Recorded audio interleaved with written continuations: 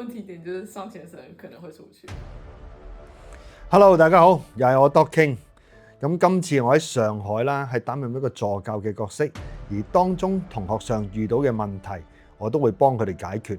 其中呢一個問題呢，就係當呢隻狗仔呢上咗牽引繩，甚至乎呢啲狗帶嘅時候呢，佢好難行到出去。咁所以當我第一日睇見呢班同學遇到呢個問題，同時間亦要教佢哋點樣去處理嘅時候，我就會即場做俾佢睇。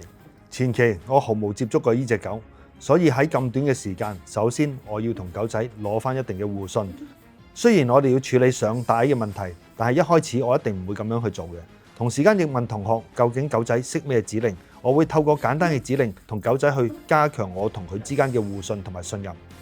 狗仔係認知 sit look stay 嘅，咁所以我會透過 sit look stay 去同狗仔去一個互動。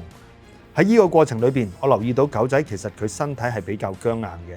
你留意到佢背後同埋四肢係比較僵硬同繃緊。透過正面嘅聯想學習，狗仔喺5分鐘左右呢，佢開始對我產生一啲信任啦。你見佢個眼神同埋身體四肢亦都較為放鬆同埋專注喺我身上邊。所以當我同狗仔開始產生一個互信嘅時候，如果我要攞繩出嚟嘅時候呢，更加需要留意啦。我一定會用一個正加強嘅方法，係俾佢知道好嘅聯想。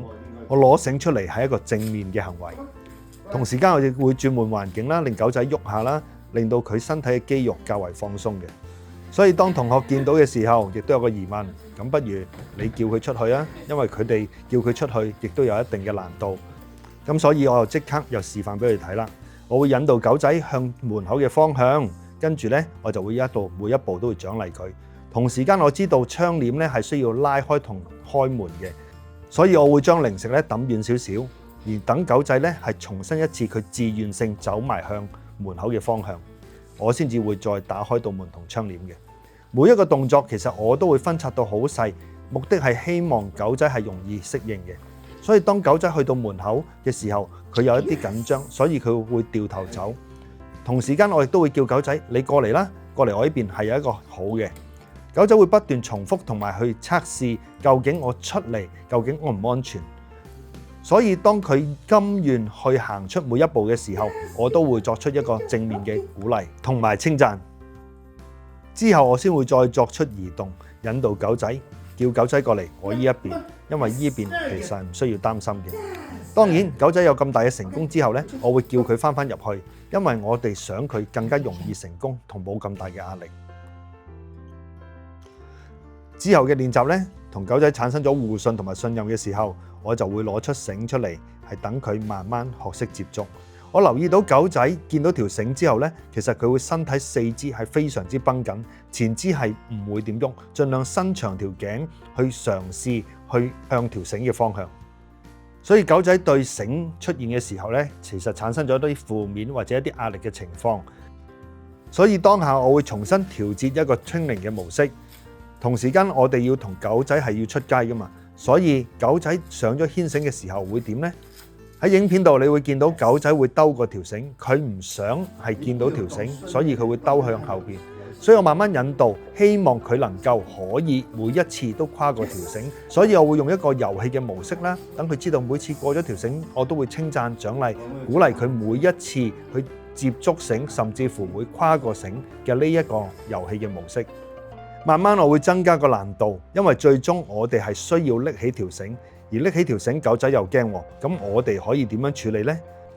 所以當我呢一刻拎起條繩嘅時候，你會見到狗仔會遠離我隻手拎起條繩嗰個位置，我會留意到佢嘅肢體語言好緊張啦，但係呢，佢亦都好奇喎，呢兩樣嘢可以同時間發生嘅，所以當我每一次拎起手條繩嘅時候，我都會俾一個獎勵，作一個正面嘅關聯同埋聯想，令到佢知道原來人拎起條繩係冇任何負面。前期佢可能一啲負面嘅關聯，對於呢條繩唔知點解會產生一啲害怕同埋緊張，所以當我每次拎起嘅時候，我都會俾稱讚同埋獎勵。而佢慣性喺呢條繩嘅周圍走嘅時候，所以我就會不斷去拎起一下，獎一次，拎起一下，獎一次。引導佢唔同嘅位置，目的係想佢知道你跟住我走係好嘅，你跟住我走你係可以放鬆嘅。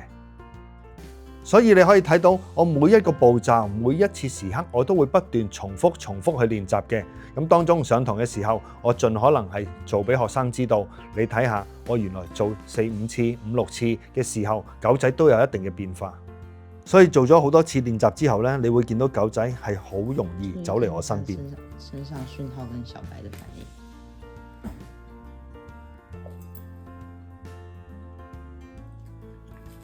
條件反射。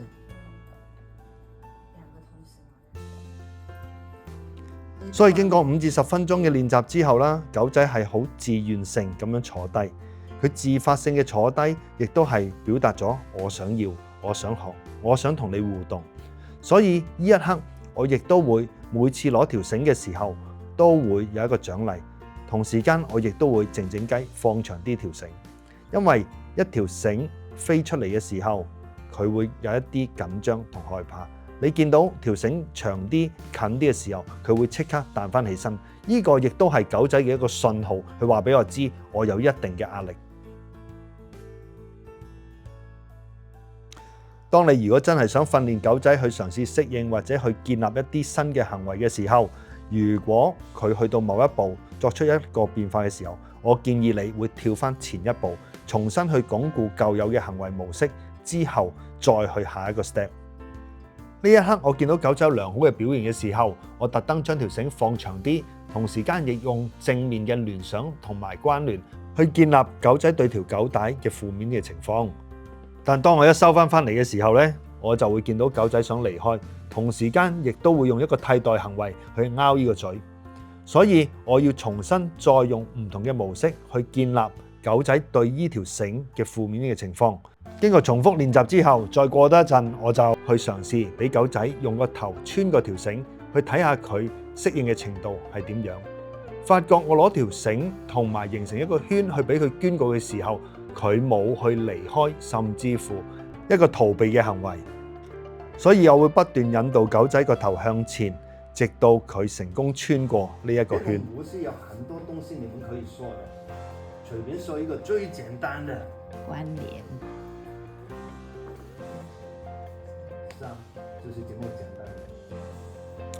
所有訓練都係需要重複又重複，明確更明確，狗仔先至可以清晰理解明白，行為先至可以慢慢鞏固。我一隻手是怎麼樣？沒有動。是，這個很重要。為什麼？為什麼？我走個來，套你跟你自己走個來，有什麼分別？一個主動，一個被動。OK。所以經過10幾分鐘嘅互動同埋練習，狗仔慢慢係比之前更加容易適應呢條繩嘅出現，同時間亦都會穿過個頭嗰陣時比較容易。當你明白犬隻行為訓練能夠理解狗仔嘅情緒上同壓力上，從而間可以幫到佢哋改變行為，訓練就係咁簡單。行吧。行。